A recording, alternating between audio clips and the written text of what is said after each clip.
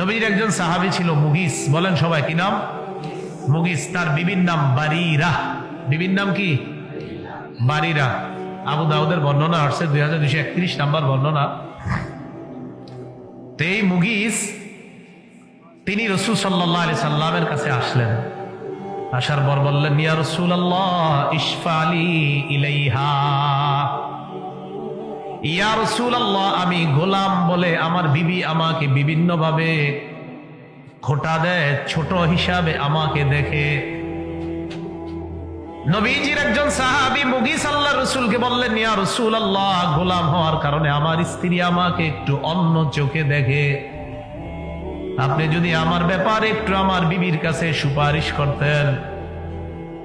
এই যুগে আসেনি এমন স্বামী, হ্যাঁ, যারা বিবির ব্যাপারেই আয়েশা অভিযোগ করে। তো নবীজির যুগে দেখেন এক স্বামী গিয়ে বিবির ব্যাপারে নবীজির কাছে বলতেছে।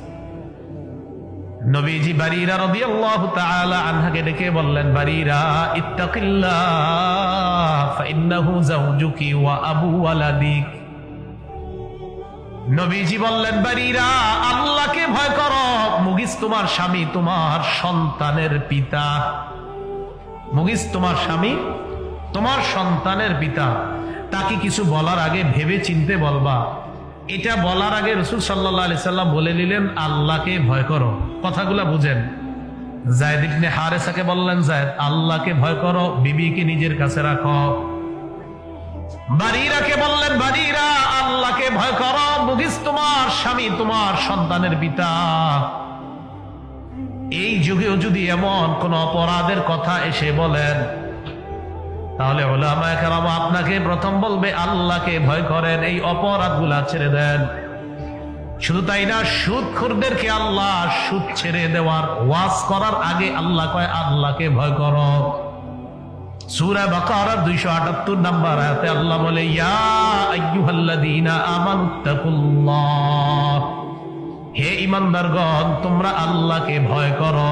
প্রথমে এটা বলে নিস, বলার পর আল্লাহ কয় ওয়াজারু মা বাকিয়া মিনার রিবা ইন কুনতুম মুমিনিন, যদি তোমরা ঈমানদার হও সুদের কারবার ছেড়ে দাও।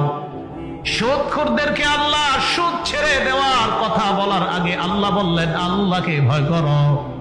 কোন মানুষের মধ্যে যদি আল্লাহর ভয় এসে যায়, তার জন্য সুদের কারবার ছাড়া সহজ হয়ে যায়। এই জন্য আগে বললেন আল্লাহকে ভয় করো। নবী বললেন বারিরা আল্লাহকে ভয় করো। এরপর বললেন মুগিস তোমার স্বামী, তোমার সন্তানের পিতা। যায়েদ ইবনে হারেসাকে বললেন আল্লাহকে ভয় করো। যায়েদ জয়নব তোমার